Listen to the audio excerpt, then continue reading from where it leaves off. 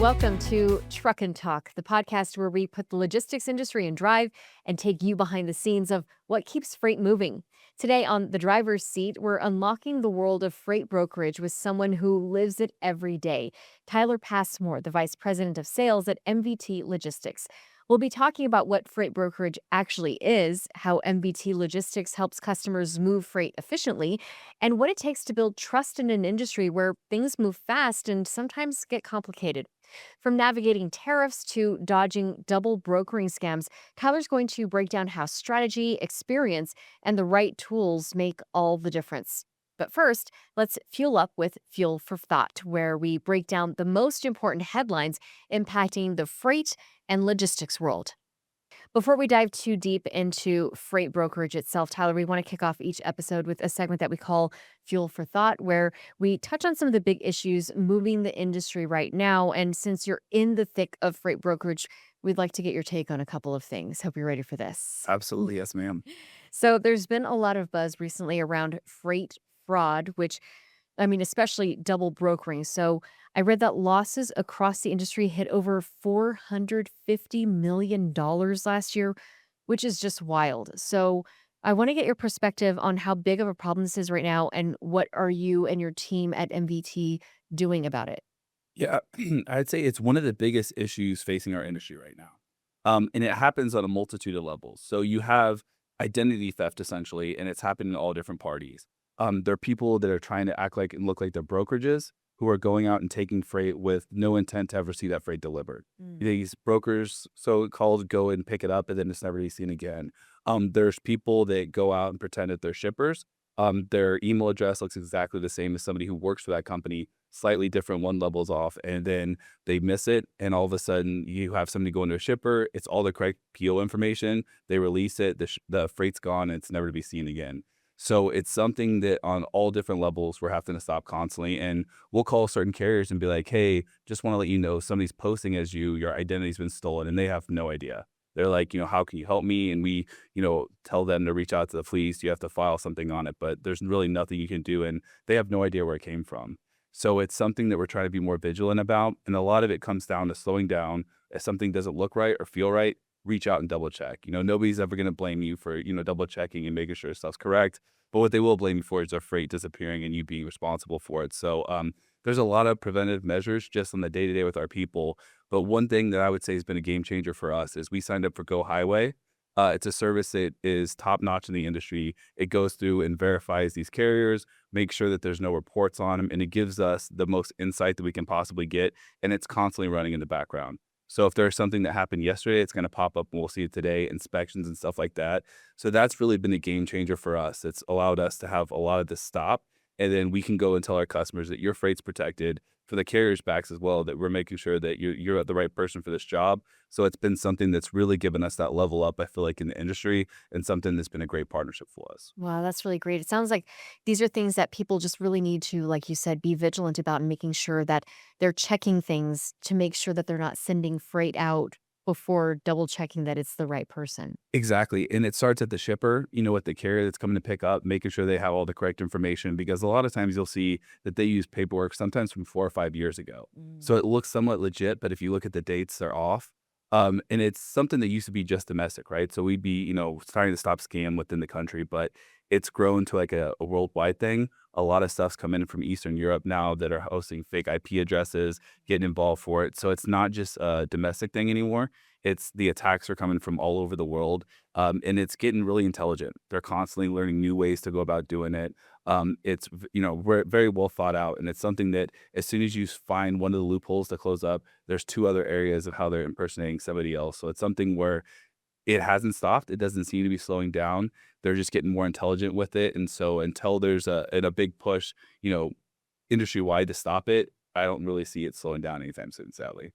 Wow. So if the fraud is ramping up, do you feel like brokers are getting the better tools to fight back against this? They need to be. If they're not, it's something that we put a focus on 2 years ago that we had to level up because our customers asked for it. And at the end of the day, we want to do right by them and do right by the carriers as well. We're an asset-backed company and we think about the carriers as much as we think about the customers. So it's something that, I would encourage everybody to go out, find something that makes sense for them. Go Highway was a great partner for us. But I would say you need to have something in place because at the end of the day, all of this can be a reflection on you. And although you did everything right, you don't want that to come down to you having your name on it. So I would say that the more that you can go out, vet different products that are out in the market, it's going to give you a leg up and give your customers and your carriers you work with that reassurance that, hey, we're doing everything possible to eliminate this. Because I don't think you can ever say safely that we 100% are going to make sure this doesn't happen, but you're in a much better spot to sleep at night knowing that, it's going to make it harder for them to get in with you. Yeah, of course. Something else that we've been keeping an eye on is how international freight volumes are shifting, especially with all of the tariff tension going on right now. I saw some reports that some U.S. ports are seeing up to a 50% drop in shipments from China due to the policy changes. So, how does that affect the way that you plan to support clients on the brokerage side? And does that uncertainty change how you approach your partnerships when it comes to pricing? Absolutely. And that's a great question. I know that right now, most of our customers that have any sort of international trade, tariffs are all they want to talk about. And we've already started to see this happen. That move out of the ports, a lot of that capacity is going elsewhere in the country. They're leaving the ports, but they have all these containers that they want to utilize elsewhere. Well, containers can move 3 truckloads in one. So for some of these shippers, incentivize them to get the bang for the buck and utilize it. But what that does to the truckload capacity fleets are they got to move where the freight's at. So, this time of year we have produce rolling in. You can expect, trucks to be in a certain area of the country. But with this going on, it's kind of moved all that. So it's a new norm. You're not really following last year's trends. It's trying to stay up to week, day to day. So what we've seen is just kind of a shift, and even some of these carriers are trying to go find freight, and they don't really know where to go. So it's guiding between our carriers, asking where they're at, where they're going to be. Where do you need freight out of? We have a bunch of customers that are in the same boat, trying to find the right partnership and carrier to get on it. So it's having those conversations ongoing, and then I think a lot of it is just building solutions for people, right? Asking what their pain points are. What are you seeing from your day to day? And coming up with a solution with our carrier network, with the shippers of a way that we can give them something in place to feel reassured that they have some sort of solution. Because I feel like a lot of people just want to know they have a solution. There's such chaos because of the tariffs. They just want to say we have a plan in place. We can pivot and maneuver, but we want to have something in place instead of just being reactionary to it. Because at the end of the day, there's a lot of costs that go into that of being reactionary to the market when you want to be proactive and have a plan in place. So, do you think we're going to see longer term shifts then in where and how goods are sourced? I think so as well. I would say the last 4 or 5 years, the nearshoring boom has been huge. A lot of people decided, during the pandemic and stuff that, containers started getting really expensive. And with the backup, it took forever to get stuff from overseas, from Asia and stuff like that. Mexico is a great partner for us. They're right over the border. And you can get stuff across the same day and have it domestically moving. You don't have to wait weeks. We strategically have a Monterey office, 9 cross-dock facilities on the South Texas border. So we're really embracing that partnership. We want to say that we do Mexico very well. And what we've seen is just manufacturing popping up left and right. I think that nearshoring has been the biggest boom it's ever been. And for us in the United States, it makes sense to lean into it, especially with our Texas roots and everything we have in place at MVT. We're embracing it. And I think that a lot of these big manufacturers that are going down there see how much easier it is to bring it across. So I would say over the next 5 to 10 years, you're going to see more of that position down to Mexico, just because a lot of these large companies that have sites on both sides, it works well for them. It speeds up transportation time, which is key in everything in this market, and it brings costs down. So where maybe 2 decades ago it was cost efficient to do that, a lot of people are seeing cost savings from the nearshoring boom. And I think that, it's going to be here for the future, and people are going to pivot and just find a way in this meantime to make it work. Yeah, it's all about adaptability, right? Exactly, and Okay. that's the name of the game in brokerage. Yeah. Well, thank you for your insight on this. It's always really helpful to hear these big picture issues and how they play out at the ground level. But we do also want to talk more about how your team keeps things moving, starting with the basics of what freight brokerage actually is. So, for anyone who is new to this space, what exactly is freight brokerage and how does MVT Logistics fit into that picture? Yeah, that's a great question. So freight brokerage is essentially we go out and we have a set customer base that we service, and we try to say whatever needs you have, we'll find a carrier that fits that. On the other side, we have operations teams that go out and have relationships with a large carrier network that we find out where they want to go. We build relationships with them to know that, hey, we're people that are going to take care of them, put them on good loads, make sure they get paid fairly, and clear their path to do what they want to do. And that's you moving miles and on the road. So what we do is we go out, we find a customer where they're looking to ship to, pair that up to one of our carriers where that's in their footprint and they're either wanting short miles or long miles and kind of marry the two in between. And I think that the special sauce for brokerage is seeming and communicating and feeling like an asset partner.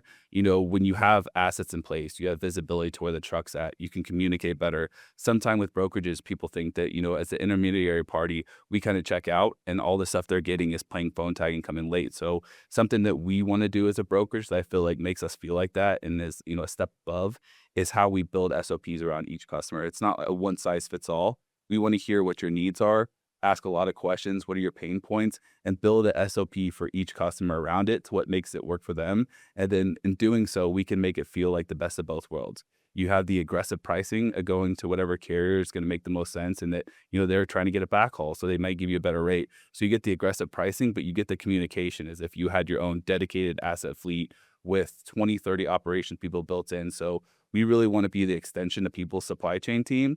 And we really take pride in all the customers we work with because we really feel like we're part of their team, their company, and allocating those resources and hours back to their day to day, whether it's food and beverage or any other type of industry, they can get back to what they want to do best, and that's manufacturing their product to get in front of consumers. Okay, so tell us a little bit about MVT Logistics and what sets you apart from other freight brokerage operations. Yeah, that's a great question. I think now more than ever is a great time to talk about that. So we've had very exciting news. We just completed our merger, which has always been the same company. Mesilla Valley Transportation, a well-known name, is our parent company. We owned a company called Stagecoach Cartage, who is a great warehousing component. They have a lot of trucks themselves, and so it always made a lot of sense to bring all of us under one, roof. So we have that brand recognition. People understand that we're all part of the same team. So the leadership team at Mesilla Valley Transportation made a great call in putting us together. And so what it does for us now is allows us to still have a brokerage focus that we want to go in and sell that, but we can go into a customer and say, I have 3 different tools that I can see how I can help you. I can put assets in place if you need the drop component and that reliability having those. If we need to fill in the gaps, we can use our brokerage. And something that with all the tariffs right now is people need space for this stuff, right? They're buying larger quantities, but then it comes here and we don't have the resources domestically to warehouse all that. So we can have the component of putting, resourcing in place at warehouses that kind of tie everything together. So really now it's you go in with all these different tools, you talk to them and just find what solution fits and make sure that they're comfortable with it. So you've had the front row seat to the transition into MVT Logistics. So can you walk us through how that change came about and what the shift looks like for your team? Yeah, I would say that it was a lot of excitement at first. We know that all 3 companies are great, and it's you kind of picked which company you worked at, but now you have the best of both worlds that you get to work with all 3. So the exciting stuff over the last couple of months is getting to know all the different teams, finding the synergies of how we can work together, and really getting everything ramped up to what's our pitch going to look like? What full solutions can we pitch as a blended solution? And I think that it's been a lot of whiteboarding, getting a lot of people in the same room, and we have a lot of creative minds over here, and we've asked for a lot of input. We've built all these different, projects that we're going to put in place. And the exciting thing for me is we're already seeing the market respond really well. Like a lot of customers are excited about it, and hearing their enthusiasm kind of fires me up as a sales guy. So it's been something that, we're just getting guys up to speed of, they may know brokerage really well, but how do you sell assets? So we have a lot of great people that have been selling assets that can mentor them, teach them, and getting people up to speed. Like, okay, how do I feel confident on the call if it pivots to assets? Can I speak highly to that? So that's really been what our teams have been working on both sides. And it's been really exciting to see. I think people are picking up pretty quickly, and the proof's in the pudding, right? Having customers land wins, that's what it's all about. And as people see their paychecks go up from it, and the feedback we get from our customers has just kind of been more fuel to the already excitement that we had in the fire. So can you talk a little bit about maybe give us an example of maybe a challenge that came up when you were trying to make this transition and also like a good opportunity that came with the change? Yeah, I think it goes a little bit back to the first thing that we talked about, right, with scamming. When we said that we were going from JHROs to MVT Logistics, everybody's told that, hey, if you see something that looks out of line, make sure you ask them or make sure that you shoot it down. So I think in the beginning, the JHRO's name for 26 years is one that's been around and people know. And while that they knew our name and they knew Mesilla Valley Transportation, they maybe didn't know we're together. So for us, what makes a lot of sense for them, they're like, can you call me? I want to make sure this is actually you. I feel like, right now somebody's stealing your identity. Oh, And wow. I'd call them like, hey, it's actually me. Like, it's really exciting. Like, okay, now I'm excited. But at first they're like, it sounds too good to be true that this is happening. So I think a little bit early on is just getting that branding together. But we have a great marketing team over here. They've created all our sales teams and our operations teams, everything that they need. So it's just been continued of all parties involved are exciting about it. And we just have such great teams that are building stuff around it. So it's been the challenges of just, making sure that people know about us and then explaining the change, right? Everybody wants to know why the transition, and we talk to them about it and like, oh, that's all great stuff. And I'm like, we think so as well, and it's just that timing of getting the brand out there more, telling people more about it. And I think over time, we're just continuing to build it out. And I think there's going to be a version 2.0, 3.0. And, it's exciting now, but I think the next 10, 20, 30 years are where it's going to get really exciting. I think it also helps when you're talking about brands and marketing that MVT has such a trusted brand that people are instantly comforted knowing that you're going to be part of that. Yeah, I mean, credit to our owner, Royal Jones. Like, if you've seen our trucks on the road, they look really cool. So it's one of those things that, as I've told people as well, they're like, "Oh, Mesilla Valley Transportation, their trucks are awesome." I'm like, "I think so as well," and it's cool because that brand recognition is what draws people to them. You see them on the highway. I know I've been in Cincinnati, I've been in Nashville, I've been in Florida, and we see our trucks, and it's cool now because our customers see the same thing. You can't put a price on them seeing those trucks roll in and getting excited, knowing that that's who they work with. So it's been something that, going to that brand and us transitioning there as well. It's a brand that's known in the industry. People like see them out on the road, and now being connected to that, it just gives us, that level up as a brokerage. That's great. So, I want to talk about something that really speaks to the value of brokerage. Can you give us an example of how your team has helped solve a tough logistics problem for a client? Yeah, I think that really goes into making stuff tailor fit to the shipper and the customer. We've had people that said that, hey, we have these trailers that we utilize and we bought, but we don't have enough drivers or we don't have the ability to go to these locations. So we'll go to our, preferred, carrier partner network and see if, hey, can we put just trucks in place? We're going to haul their trailers, get it to where it needs to go, and we're going to put a bunch of trucks in there. And we talk to our carriers about it, make sure it's something that they want to do and it fits their needs. And but right now, it's so hard in our industry. Like, a lot of these carriers are going out of business rapidly because there's so much capacity. So Mm. you find the right carriers, and they do such a good job. And the shippers that we've worked with and the customers are so grateful to have them brought on that it's really kind of worked out. It seems challenging at first, but you get a lot of smart people in the room, have conversations, and say, how do we build something that's strategic and an SOP directed just for your business instead of, hey, this is our offering. Let's see if you can fit into it. And I think that tailored approach for each and every customer we work with, they appreciate, but at the end of the day, it just allows us to work at a higher performance level. If we know the full scale of it, we can make sure that it fits exactly their needs. So, can you give us an example of the most complicated or unusual cargo that you've had to coordinate?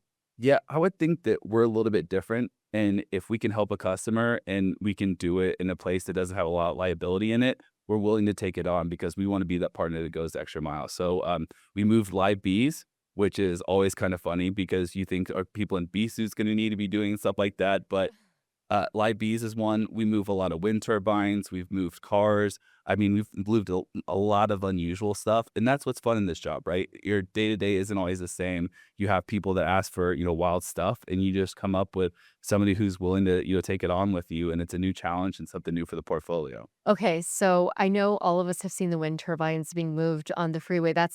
It's kind of typical. I'm more interested in how you moved those live bees. How many were you talking about here, and how did you pull that off? So it's a full truck of live bees. And what they do is they have them housed in the container areas and stuff like that. So it needs to go refrigerated because obviously if it's too hot, you don't want the bees, dying from that, or if it's too cold. So they run them from there, and the bee handlers do all the loading and unloading. And the first thing we have is drivers calling. It's like, hey man, I'm allergic to bees. Like this could be bad for me, but it's one of those things that is completely safe. It's kind of a fun experience too, right? For us and for them. And the drivers that we have do it will instantly call us back like, that was awesome. When can I haul the next load?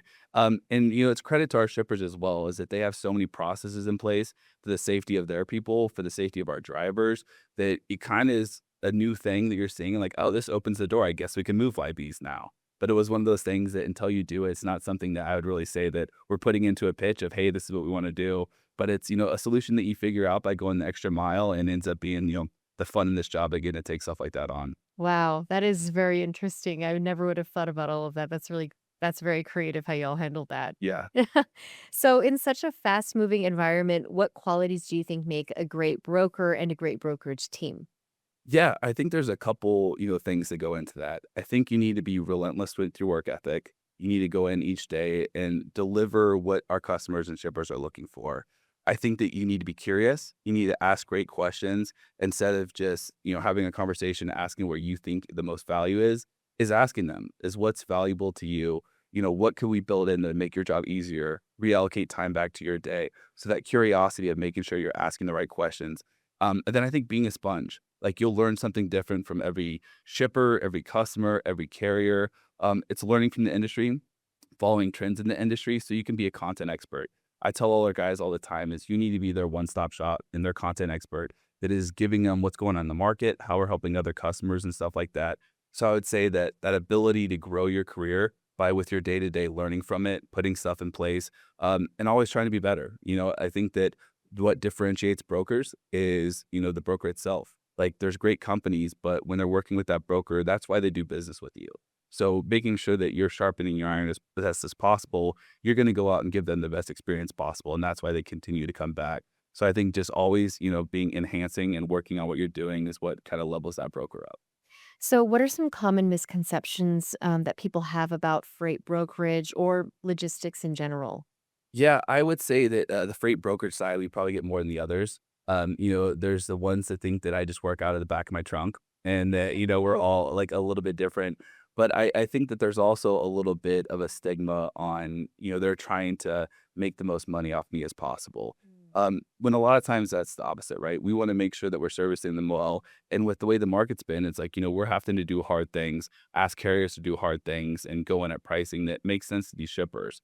So I think there's always going to be a kind of stigmatism that when any brokerage, it could be ticket sales or, in this case, transportation, that there's always the aspect that how much money are you really making? But I think if you do it right, you have conversations and you invest in that shipper and that customer, they realize that we have their best interest.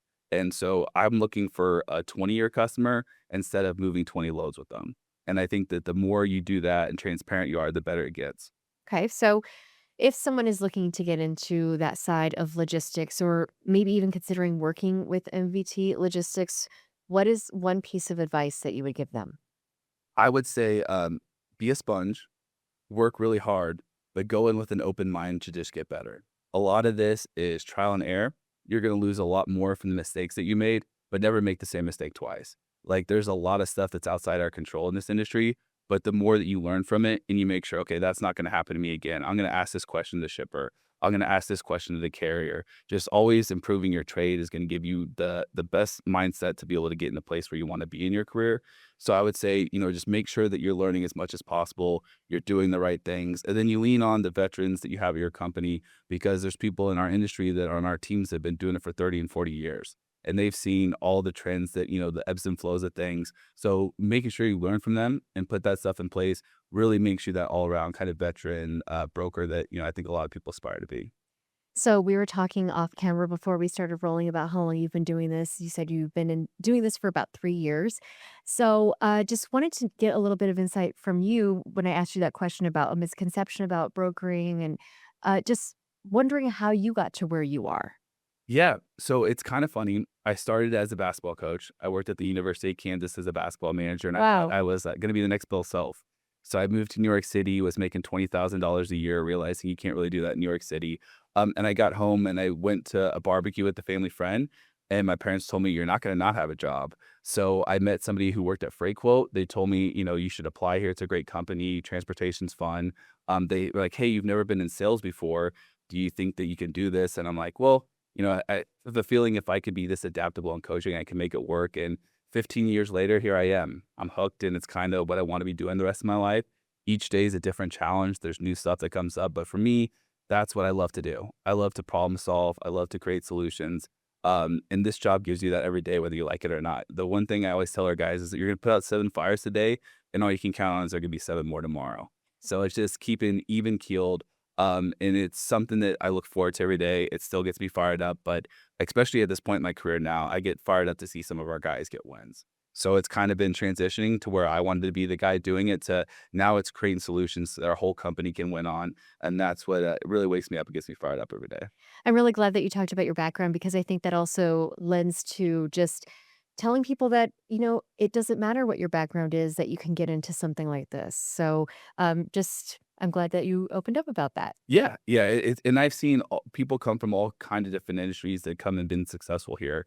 It's just one of those things that it doesn't really matter where you're coming from. If like you have that right attitude and you're curious and you want to learn and be good at something, you can really create your own thing here. It's what you're gonna reap what you sow. So it's come in and make sure that you create something for yourself, and it's totally doable. So, is there anything exciting on the horizon for you or for the team that we should keep an eye on? I think it's just a start. I think that's a great question. I think that our leadership team has come up with a lot of great ideas that were put into place and they're starting to roll. But I would say that the ideas are going to continue coming. The new exciting things are just at the beginning. I think what we've put in place now gives people something of yes, we're still a brokerage, but the asset component and the synergy with the warehousing, it really gives us a leg up on some of our competitors. So I think that way we enhance that, the way we blend all of them together, I think that there's a lot of cool stuff coming down the road. And I think we're just getting started. I think that we have a really good plan that is going to set us up for the next 12, 24 months. But I think along the way, just based off of things, how they've come so far is I just envision a lot more coming. So it's an exciting time. Stay tuned and, hopefully you can see more stuff from us soon. Wonderful. Tyler, thank you so much for sharing your insight with us today. Thank you for having me. So that wraps up this episode of Truck and Talk. Again, a huge thanks to Tyler Passmore for giving us a behind the scenes look at the world of freight brokerage and how MVT Logistics keeps freight and trust moving forward. From verifying carriers to protecting clients from fraud and navigating pricing pressures to solving complicated shipments, this conversation gave us a clearer picture of what it really takes to keep things rolling behind the scenes. So make sure to subscribe so that you don't miss what is coming down the road. Until next time, stay sharp, stay safe, and keep on trucking.